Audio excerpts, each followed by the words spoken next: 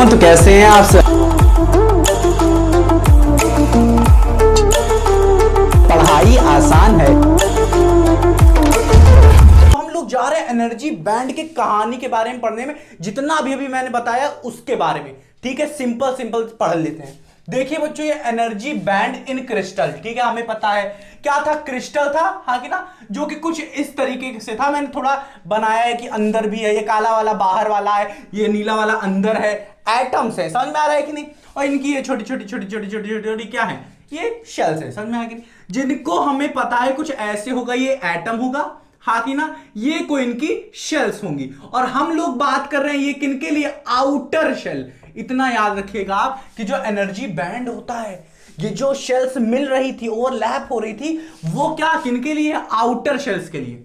मान लेते हैं आउटर शेल्स हमारा क्या है, n equals to 5 equals to negative 0.5 होता है, n इक्वल्स टू 1 में हमें पता है नेगेटिव 13.6 इलेक्ट्रॉन वोल्ट होता है, और 2 4 का तो आपको 2 3 का तो आपको पता ही है। समझ में आया कि नहीं। तो ये सब है हमारे पास। कहानी क्या थी बच्चों, कि जब हमारे पास एक एटम था, क्या सिर्फ एक एटम की बात कर रहे थे, we know in an isolated atom, मतलब सिंगल एटम के लिए जो एनर्जी ऑफ इलेक्ट्रॉन था, ईच इलेक्ट्रॉन था, हाँ कि ना, किसके लिए, आउटर शेल के लिए, या फिर और कोई भी ले लीजिए, आर सेम, ठीक है, सेम था as the energy level in which it is revolving. हमें पता है बोहर जी ने क्या कहा था कि जितनी एनर्जी इस इलेक्ट्रॉन की होगी वही ऑर्बिट की होगी, या फिर आप कहिए कि जितनी एनर्जी इस ऑर्बिट की होगी उतनी ही इस इलेक्ट्रॉन की होगी। इतना बोला था उन्होंने। अगर नहीं आता तो आप टाइप करिए क्या, बोहर एटॉमिक मॉडल बाई पढ़ाई आसान है, तो आ जाएगा, समझ में आया। एंड द एनर्जी लेवल, ठीक है, और जो energy level are represented by the straight line. और क्या होता है, स्ट्रेट लाइन से हम लोग रिप्रेजेंट कर सकते हैं इनको, कैसे, कुछ इस तरीके से कर सकते हैं, हाँ कि ना, स्ट्रेट लाइन ये सब क्या, एनर्जी लेवल क्या, एनर्जी लेवल क्या, ऑर्बिट नंबर 1, ऑर्बिट नंबर 2, या energy level 1, energy level 2, energy level 3, energy level 4, ऐसे ऐसे रिप्रेजेंट कर सकते हैं, और इनकी एनर्जीज ऐसे लिख सकते हैं। समझ में आया कि नहीं। हाँ, बट हम लोग क्रिस्टल की जब बात करते हैं, सब कहानी बता चुका हूं मैं, जब क्रिस्टल की बात करते हैं तो क्या है, in crystal atoms come very close to each other. हाँ मुझे पता है, एटम बहुत पास पास आ जाते हैं, and the outer level of the electron of atom interact with the neighbouring electrons and nucleus of atom. हमें पता है ये इंटरैक्ट होने लगते हैं नेबरिंग इलेक्ट्रॉन की वजह से और नेबरिंग न्यूक्लियस की वजह से, due to which the energy of electron slightly increases और स्लाइटली डिक्रीज कर सकते हैं। हो सकता है बढ़ जाए, हो सकता है घट जाए, किनके, हर एक एटम के, हर एक इलेक्ट्रॉन की जो एनर्जी होती है आउटर मोस्ट शेल की, तो जरा सी बढ़ भी सकती है, जरा सी घट भी सकती है। इसीलिए जो एनर्जी बैंड बन रहा था, जो फट गया था, जो मैं टूट गया था, जो मैं बता रहा था ना, अधिकतर टूटता नहीं, वो जो एनर्जी लेवल जो बैंड बन रहा था, वो हर एक एटम के हर एक इलेक्ट्रॉन के outermost shell, n equals to कुछ भी ले लीजिए आप, 1 ले लीजिए, तो वो सबके लिए 1 नहीं 4 ले लीजिए, आउटर मोस्ट वाला ना, तो सबके लिए क्या हो रही थी, energy level slightly increase slightly decrease कर जा रही थी। इसीलिए सारे एटम्स के लिए कुछ कुछ अलग अलग आ रही थी, क्या इनर्जीज आ रही थी फॉर सेम ऑर्बिट के लिए। n इक्वल्स टू 4 पे हर एक एटम के, हर एक इलेक्ट्रॉन की, हर एक एटम के हर एक इलेक्ट्रॉन की n इक्वल्स टू 4 मान लेते हैं, सबकी कुछ अलग, कुछ इंक्रीज या कुछ डिक्रीज आ रही थी। इसीलिए एनर्जी बैंड बन जा रहा था। कितने एटम्स का, अगर 1 मोल ले रहे हैं तो 6.02 2 इंटू 10 दी पावर 23 एटम, ठीक है। इसीलिए क्या हो रहा है, इतनी ही हमारी 10 दी पावर 23 क्या बन रही थी, हमारे पास एनर्जी लेवल्स बन जा रहे थे, जिन्हें हम लोग बैंड कह रहे थे। समझ में आया कि नहीं। तो ये हमें समझ में आया कि इसकी वजह से क्या होता है, थोड़ा इंक्रीज थोड़ा डिक्रीज कर सकते हैं। And each electron of each atom has unique position in the crystal, due to which each electron of each atom will have unique interaction. हाँ पता है, उनकी एटम की यूनिक पोजीशन है, और अगर एटम की है तो इलेक्ट्रॉन की यूनिक पोजीशन होगी, और इलेक्ट्रॉन की यूनिक पोजीशन है तो यूनिक इंटरेक्शन होगा, और यूनिक इंटरेक्शन है तो क्या होगा, hence they have the unique energy, या कह सकते हैं हर एक इलेक्ट्रॉन की थोड़ी थोड़ी डिफरेंट जरा सी डिफरेंट क्या होगा, एनर्जीज होगी, बट होगी तो यूनिक ही डिफरेंट ही होगी। तो these energy levels are very close to each other. अब हर एक इलेक्ट्रॉन मान लेते हैं n is equal to 4 for every atom and for every electron, हाँ कि ना, n इक्वल्स टू 4 की बात कर रहे हैं, हर एक एटम के हर एक इलेक्ट्रॉन के n इक्वल्स टू 4 पे जो एनर्जी होगी वो स्लाइटली डिफरेंस करेगी, वेरी करेगी, जरा जरा सी। मतलब अगर 0.1 है तो 0.001 होगी, दूसरे की 0.1 है तो 0.0002 होगी। समझ में आ रहा है कि नहीं? ऐसे वेरी करेगा बहुत ही स्लाइटली। समझ में आया कि नहीं? and hence they will have unique energy levels। समझ में आया? These energy levels are very close to each other that they appears as continuous energy level। और ये इतने क्लोज होते हैं कि वो क्या होते हैं, लगता है कि वो कंटिन्यूअस क्या बना रहे हैं, बहुत क्लोज होते हैं, इसलिए अपीयर होते हैं कि वो कंटिन्यूअस एनर्जी लेवल्स बना रहे होते हैं, जिनको हम लोग यहाँ पे बैंड गया क्योंकि वो कंटिन्यूअस थी एनर्जी लेवल, उसी को कहा गया कंटिन्यूअस बैंड। समझ में आया कि नहीं? अब देखिए कंटिन्यूअस इसलिए कहा गया है क्योंकि देखिए n इक्वल्स टू 4 पे हो सकता है किसी की एनर्जी क्या हो 0 पॉइंट मान रहे हैं, ठीक है, ये अगर यहाँ पे n इक्वल्स टू 4 पे नेगेटिव 0.85 है तो ये हो गई, मान लेते इसकी है, ठीक है, तो अगले वाले का जो एटम लेंगे उसकी भी क्या होगी 0.850000.1 होगी, ठीक है, नेगेटिव 0.84 पॉइंट भी हो सकती है, या फिर ऐसे ऐसे लिखिए कंटिन्यूअस समझना है तो 5.000002 होगी, ठीक है।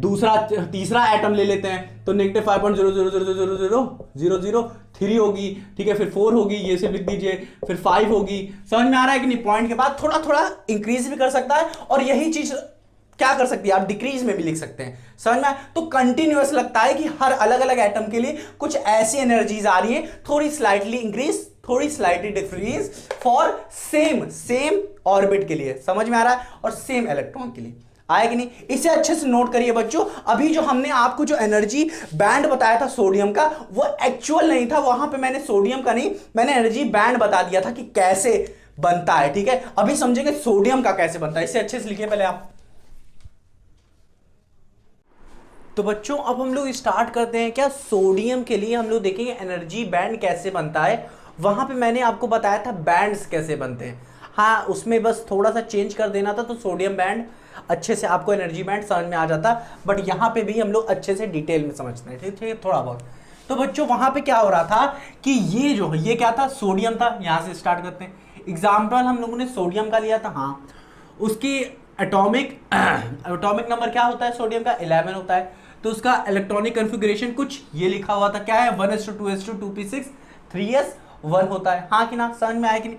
तो मतलब s तो भरा होगा, हाँ कि ना, 1s भी भरा होगा, ठीक है, 2s भी भरा होगा, 2p भी भरा होगा, बट ये 3s जो है वो हाफ फिल्ड है, हाँ कि ना? 3s में क्या है, हाफ फिल्ड है। इसका मतलब क्या होगा बच्चों, ये भी क्या होगा, हाफ होगा, हाफ होगा। समझ में आया कि नहीं? ये हाफ फिल्ड होगा। तो ये चीज आप यहाँ पे आप क्या करिए, इसे हाफ फिल्ड कर लीजिए।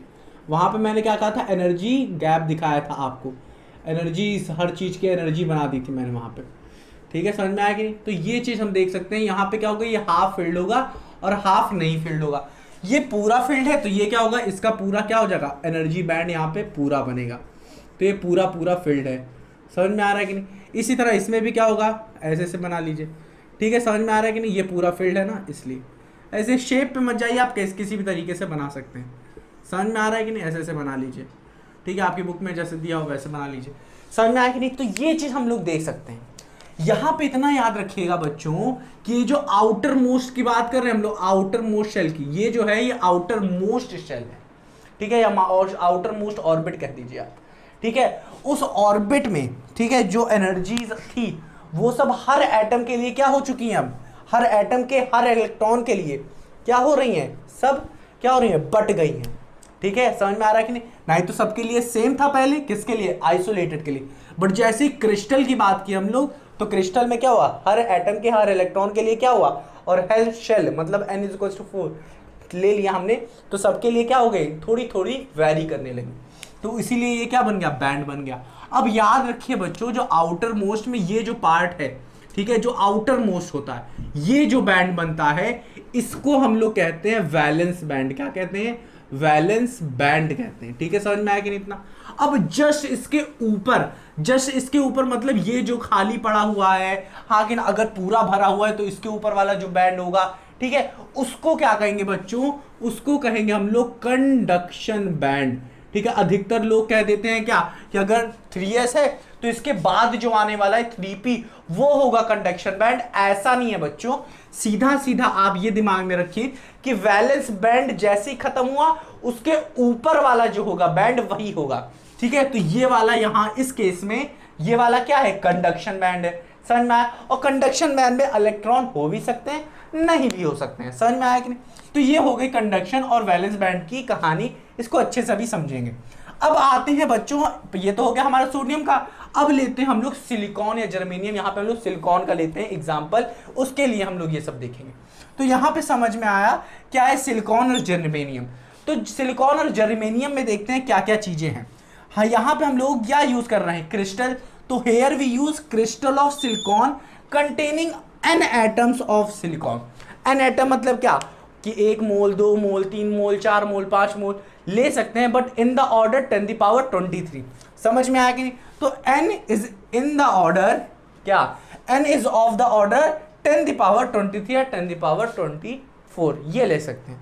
समझ में आया? इतना आया कि नहीं? हाँ कि ना?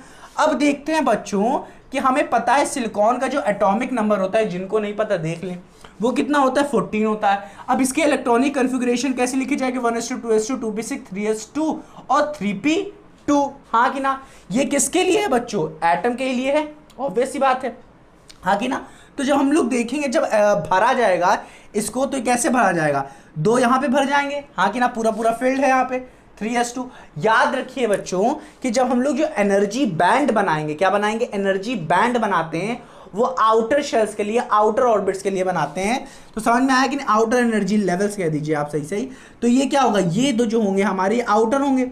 और इतना याद रखिएगा कि जो इनर ऑर्बिट्स होते हैं, इनर एनर्जी लेवल्स होते हैं, जैसे n=1 ले लें, उनमें ज्यादा फर्क नहीं पड़ता। उनकी एनर्जी लेवल्स क्या होती हैं, उनकी एनर्जी लेवल्स में कोई डिफरेंसेस नहीं आते हैं, सबके सेम ही रहते हैं, नियरली मान लेते हैं। इसीलिए हम लोग उनके लिए क्या करते हैं, स्ट्रेट बनाते हैं। देख रहे हैं ना, 1s का हमने क्या बनाया, स्ट्रेट बनाया है, क्योंकि ये इनर एनर्जी लेवल, और उसके ऊपर वाली के ऊपर वाली का डिफरेंसेस बनाते हैं, पर सबसे इनर वाली का डिफरेंस नहीं होता। समझ में आया कि नहीं? तो यहाँ पे देखिए बच्चों, यहाँ पे कितना भरा है, 2 भरा है। तो इसमें हम लोग क्या करते हैं, 2 भर देते हैं। ये क्या है, P है, Px Py Pz, ये Px Py Pz। समझ में आ रहा है ना? इनमें क्या होगा, यहाँ पे एक इलेक्ट्रॉन भरेगा, एक यहाँ पे भरेगा, अगर ज्यादा है तो यहाँ पे भरना शुरू हो जाएंगे। तो इतनी तो बात हो गई ऐसे। समझ में आया कि नहीं? अब हम बात करते हैं सिर्फ एटम के लिए कि अगर हम सिंगल एटम ले सिलिकॉन का, तब क्या क्या होता है। ठीक है, नाउ ये सब चीजें थी 3s और 2p, ये क्या था, आउटर एनर्जी लेवल थी, और इन्हीं की हम लोग बात करेंगे यहाँ पे। तो अब देखिए, अगर हम लोग सिर्फ एक सिंगल एटम निकालते हैं, तो now number of electron in outer most orbit of silicon के एटम के आउटर ऑर्बिट में कितने इलेक्ट्रॉन हैं, यहां पे देख सकते हैं कितने, 2 2 4 हैं। किसके लिए, सिर्फ एक एटम की बात कर रहे हैं हम लोग, तो उसके लिए कितना है, 4 है। समझ में आया कि नहीं? आइसोलेटेड समझ लीजिए, समझ में, उनके लिए कितना है, 4 है। हाँ कि ना? आया कि नहीं समझ में? बट नाउ अगर हम लोग बात करें total number of electron outer के ऑर्बिट्स में फॉर एन एटम। अब एक एटम की बात किया तो कितने हैं, 4 इलेक्ट्रॉन्स हैं। अगर मैं एन एटम्स की बात करता हूं तो कितने होंगे, 4n इलेक्ट्रॉन्स होंगे। हाँ कि ना? समझ में आया कि नहीं? तो 4n हो गए, इतना समझ में आया। अब देखिए, ये जो 4n आया है बच्चों, अगर हम लोग ये सब क्या है, 4n क्या है, इलेक्ट्रॉन्स है, किन में, ऑर्बिट्स में। अगर मैं 4n कहता हूं कि ये आइसोलेटेड के लिए, आइसोलेटेड एटम्स के लिए, तो इनकी क्या होंगी, एनर्जीज क्या होंगी, सेम एनर्जी होगी। तो यहां पे मैंने लिखा है एनर्जी क्या होंगी, सेम होगी। कब, जब आइसोलेटेड की बात करते हैं। बट बच्चों अगर मैं क्रिस्टल की बात करूं, किसके, क्रिस्टल की बात करूं, तो क्रिस्टल में क्या होता था, एनर्जीज क्या हो जा रही है, यहां पे देखिए एनर्जीज क्या हो जा रही है, बढ़ जा रही है। हाँ कि ना, बढ़ जा रही है। तो एनर्जी क्या होंगी, एनर्जी डिफरेंट आने लगेंगी। हर इलेक्ट्रॉन के लिए, हर एटम के, हर इलेक्ट्रॉन के, हर शेल के लिए क्या होंगे, एनर्जीज डिफरेंट आएंगी। भले ही ऑर्बिट सबके लिए सेम हो, पर एनर्जी थोड़ी सी वेरी करने लगेगी। समझ में आया ना? तो एनर्जी डिफरेंट आने लगेगी। ठीक है, समझ में आया कि नहीं? अब देखिए बच्चों, now number of outer energy level in each silicon atom. अब बताइए बच्चों कि ईच सिलिकॉन एटम के लिए एनर्जी लेवल्स कितनी है। एनर्जी लेवल समझ रहे हैं ना आप, एनर्जी लेवल कितनी होंगी, 8 होंगी। ऐसा क्यों? क्योंकि यहाँ पे देखिए बच्चों, अगर मैं ये आउटर मोस्ट निकाल रहा हूँ मैं, तो कितने नंबर ऑफ इलेक्ट्रॉन्स भरे जा सकते हैं, जितने नंबर ऑफ इलेक्ट्रॉन भरे जा सकते हैं उनकी एनर्जीज क्रिस्टल में क्या होंगी, वैरी करेंगी। तो ये अगर मैं क्रिस्टल का बनाऊं, अगर मैं क्रिस्टल सपोज करता हूं, ठीक है, क्रिस्टल, ठीक है, तो उनके लिए एक एनर्जी लेवल हो गई ये वाली इलेक्ट्रॉन, हाँ कि ना। देखो भरे कितने जा सकते हैं, 1 2 3 4 5 6 7 8, 8 भरे जा सकते हैं, मतलब 8 एनर्जी लेवल्स होंगे, हाँ कि ना। इस इलेक्ट्रॉन के लिए एक एनर्जी लेवल, इसके लिए, इसके लिए, इसके लिए, इसके लिए, इसके लिए, इसके लिए, हाँ कि ना, समझ में आया कि नहीं। तो यहाँ पे number of outer energy level in each silicon atom क्या हो जाएंगे, 8 हो जाएंगे। एक तो होंगे 2s के, हाँ कि ना, 2s के 2 एनर्जी लेवल, और एक हो गए 2 2 4 2 6 किसके, 2p के हो गए एनर्जी लेवल, हाँ कि ना, समझ में आया कि नहीं। तो ये सब तो क्रिस्टल की बात हो गई, हाँ कि ना, समझ में आ रहा है कि नहीं। ये वाली जो एक लास्ट पॉइंट बात किया है मैंने, एटम की ही बात की है, बट एनर्जी लेवल कितने होंगे, 8 ही तो होंगे, समझ में आया कि नहीं, हाँ कि ना, समझ में आ रहा है कि नहीं। ये किसके लिए है, एटम के लिए, पर एनर्जी लेवल्स तो डिफरेंट है, इतना समझ में आ गया। अब देखिए बच्चों, अगर हम क्रिस्टल की बात करते हैं, अब आ गया क्रिस्टल जिसमें सेमीकंडक्टर होता है, ठीक है। अब हम लोग यहां पे अगर मैं बात करूं number of outer energy level, atom के लिए, एटम के लिए, एक एटम के लिए एनर्जी लेवल 8 आ रहा है, तो n एटम्स के लिए कितने आएंगे, 8n आएगा, हाँ कि ना। जिसमें 2n किसके होंगे, जिसमें 2n किसके होंगे, s के, और 6n किसके होंगे, p के, समझ में आया कि नहीं। हाँ, अब देखिए इसका दूसरा point, out of available, sorry, out of available 8n, यहाँ पे जो अवेलेबल हमें 8n एनर्जी लेवल्स हैं, हाँ कि ना, एनर्जी लेवल्स हैं, 4 क्या होंगे, फिल्ड होंगे, और 4 क्या होंगे, नहीं फिल्ड होंगे, हाँ कि ना। 4 का मतलब क्या हुआ, 4 का मतलब क्या हुआ, यहाँ पे क्या है, ऐसे ऐसे है, हाँ कि ना, तो 2 इलेक्ट्रॉन तो ऐसे फील्ड होंगे, हाँ कि ना, और एक इलेक्ट्रॉन ऐसे फील्ड होंगे, तो मतलब 2 यहाँ पे 2p के फील्ड है, 2s के फील्ड हैं, हाँ कि ना, और 2 यहाँ पे 2p के फील्ड हैं, हाँ कि ना, समझ में ऐसा दिख रहा है हमें, ठीक है। Are filled and vacant at 0, और जो बचे हुए हैं 4n वो वैकेंट है कब, ये जो बचे हुए हैं 1 2 3 4, ये जो बचे हुए हैं ये सब क्या है बच्चों, ये सब जो वैकेंट है वो कब वैकेंट है, एट 0 केल्विन। अगर आप टेम्परेचर बढ़ाएंगे तो क्या होगा, यही इलेक्ट्रॉन कूद के क्या चला जाएगा, यहाँ पे चला जाएगा, समझ में आ रहा है ना। तो इसीलिए कहा गया क्या, वैकेंट होंगे ये सब कब, एट 0 केल्विन पे। अब यहाँ पे बच्चों सबसे बड़ी बात आती है कि ये जो 4n इलेक्ट्रॉन, ये जो 4n एनर्जी लेवल्स हैं, वो अधिकतर लोग सोचते हैं कि 2 किसके हैं, अभी मैंने बताया था ना यहाँ पे कि ये जो ये 4n यहाँ पे हैं, अधिकतर लोग समझते हैं कि ये जो 4n है उसमें जो 2n के होंगे, किसके होंगे, 2n के होंगे, 2ns के होंगे, जितने भी होंगे, और 2p के होंगे, और 2p के होंगे, वही चीज। बट ये किसके लिए था, ये सिर्फ उनके लिए, किसके लिए, एटम के लिए, सिर्फ एक एटम के लिए। क्रिस्टल के लिए ये चीज गलत है, रॉन्ग है, इसलिए मैंने लिखा है। अगर आपको ये कोई बताता है कि 4n जो एनर्जी लेवल्स आएंगे क्रिस्टल के लिए वो 2ns के होंगे और 2np के होंगे, तो ये गलत है, यहां पे हाइब्रिडाइजेशन आ जाता है। तो ये अभी हम लोग समझेंगे। पहले आप क्या करिए, इतना सब कुछ अच्छे से लिखिए, पहले लिखिए अब आप। हाँ तो बच्चों अब हम लोग इसमें पढ़ेंगे क्या, इस वाले पूरे ग्राफ में हम लोग पढ़ेंगे वैलेंस बैंड, कंडक्शन बैंड और फॉरबिडन एनर्जी गैप। देखिए बच्चों इस चीज को, इस टॉपिक को मैंने बहुत ही अच्छे तरीके से एक वीडियो में कवर किया है। इस आई बटन पे क्लिक करिए और देख लीजिए, पूरा डीप में अगर आपको समझना है, बहुत ही अच्छे से एक्सप्लेन किया है, हर एक कॉन्सेप्ट अच्छे से एक्सप्लेन किया है यहाँ पे, ठीक है, समझ में आया कि नहीं। अब देखते हैं बच्चों यहाँ पे हमने क्या यूज क्या किया है। देखिए एक्स एक्सेस से मैंने एटॉमिक स्पेस लिया है, मतलब डिस्टेंस बिटवीन 2 एटम्स के बीच में, ठीक है। अब यहाँ पे मैंने एनर्जी लेवल्स लिया है कि हर एक इलेक्ट्रॉन की एनर्जी क्या है, ठीक है, समझ में आइए। देखिए बच्चों हम लोग बात करेंगे स्टार्टिंग में आइसोलेटेड एटम की, तो मैंने यहाँ पे एक्स एक्सेस पे हमने क्या लिया, एटॉमिक स्पेस जो है वो बहुत ज्यादा है, ठीक है, वो कंसीडर किया है मैंने यहाँ से। और जैसे जैसे ऐसे बढ़ते जा रहा है एटॉमिक स्पेस कम होता जा रहा है। अब जब कम होता जाएगा तो इलेक्ट्रॉन में क्या होने लगेगा, इंटरेक्शन आने लगेगा, तो मतलब क्या, इनकी एनर्जी चेंज होने लगेगी, ये हमें पता है। तो अब देखिए बच्चों सिलिकॉन के लिए याद रखिएगा, जो मैंने अभी जो वीडियो मैंने आपसे कहा प्रेफर किया है, उसमें मैंने यहाँ पे 6n इलेक्ट्रॉन लिख टॉपिक दिया है जो कि एक तरीके से थोड़ा बहुत गलत है, तो आप इसे सही कर लीजिएगा, यहाँ पे 2n इलेक्ट्रॉन लिख लीजिएगा। ठीक है, समझ में आ रहा है कि नहीं? हाँ, अब यहां से स्टार्ट करते हैं। तो यहां पे सिलिकॉन था, हाँ कि ना, सिलिकॉन का आउटर, देखिए हम लोग जो कंसीडर करते हैं आउटर इलेक्ट्रॉन्स, ठीक है, आउटर शेल के इलेक्ट्रॉन्स कंसीडर करते हैं, तो हम लोग यहाँ पे आउटर ऑर्बिट लेंगे, ठीक है, शेल्स लेंगे। तो यहाँ पे 3s2 3p2 ये होगा इसका इलेक्ट्रॉनिक कॉन्फ़िगरेशन आउटर का। ठीक है, इतना समझ में आ गया। अब देखिए बच्चों, इसको इस तरीके से भी लिखा जा सकता है, हाँ कि ना, इस वाले में हम लोग कितने भर सकते हैं 2, यहाँ पे 2 दिया है s में, और इसमें कितने भर सकते हैं 1 1 2, यहाँ पे भी भर सकते हैं। अब देखिए बच्चों, अगर हम बात करते हैं आइसोलेटेड, एक सिंगल एक पुचुक से एटम की बात करते हैं जिसके चारों ओर कोई भी एटम नहीं है, तो इसके लिए कितने, यहाँ पे स्टेट कितने एनर्जी लेवल्स हैं इलेक्ट्रॉन की, एक इसका स्टेट है, एक इसका स्टेट है, तो हम लोग कह सकते हैं यहाँ पे 2 स्टेट्स हैं, हाँ कि ना, 2 स्टेट मतलब क्या, एनर्जी लेवल्स है।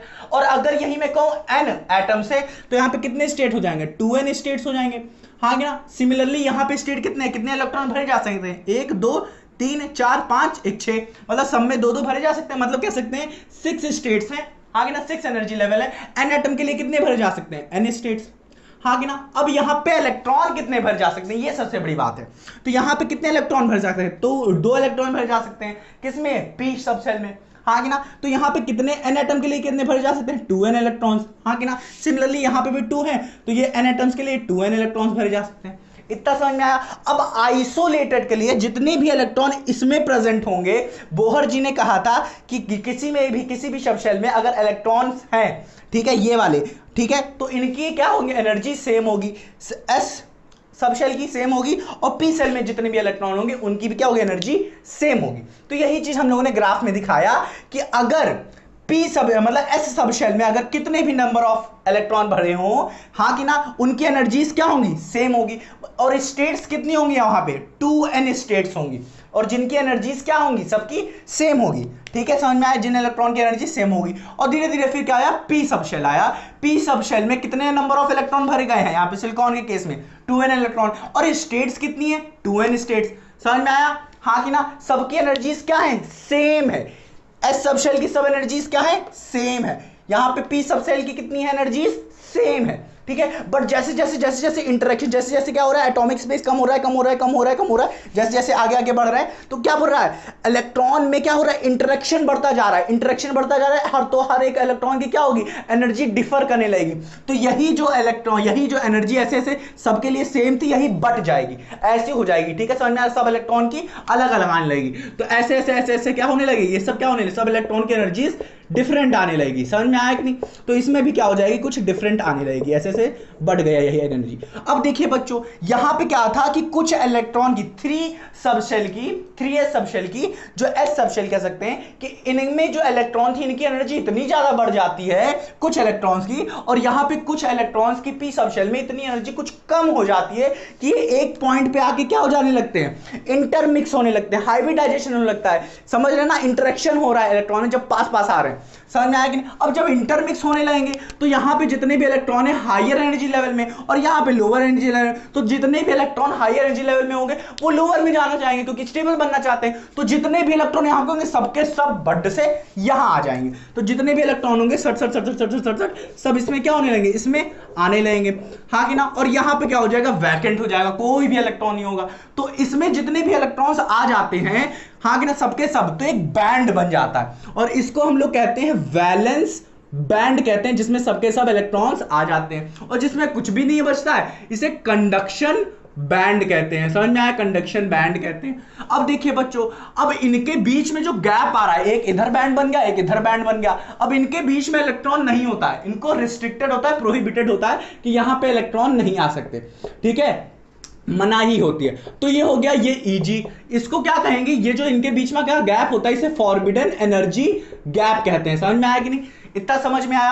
अब देखिए बच्चों, ये जो जितने भी इलेक्ट्रॉन्स यहां पे आए हैं, कितने इलेक्ट्रॉन आए हैं, 4ne इलेक्ट्रॉन, यहां पे 2ne इलेक्ट्रॉन थे, यहां पे भी 2ne इलेक्ट्रॉन थे, ये बटे फिर क्या हुआ, इंटरमिक्सिंग होने शुरू हो गया, हाइब्रिडाइजेशन होना शुरू हो गया, तो जितने भी इलेक्ट्रॉन थे सबके सब चले आए। पहले कितने यहां पे थे, 2ne इलेक्ट्रॉन थे, तो यहां के भी कितने थे, 2ne इलेक्ट्रॉन, सबके सब चले गए, तो कितने हो गए, 2ne इलेक्ट्रॉन हो गए। अब यहां पे समझने वाली बात है कि यहां पे 4n स्टेट्स कैसे आया, यहां पे 2n स्टेट था, यहां पे 6n स्टेट था, टोटल 8 स्टेट्स थे, टोटल 8n स्टेट्स थे, तो इक्वली स्टेट्स बढ़ जाते जाते हैं, तो यहां पे 4n स्टेट्स हो गया और यहां पे भी 4n स्टेट्स हो गया। ये फुल्ली फिल्ड है, हाँ कि ना, और ये फिल नहीं है। ठीक है, समझ में आया कि नहीं? तो ये कहानी होती है पूरी की पूरी क्या, इस एनर्जी बैंड्स की। और यहां पे देखना ना, जैसे जैसे एटॉमिक स्पेस कम होता गया कम होता गया, तो एक पोजीशन आई जहां पे क्या होने लगे, ये क्रिस्टल बन गए, R = R0 पे। समझ में आया? इसे अब अच्छे से आप नोट करिए।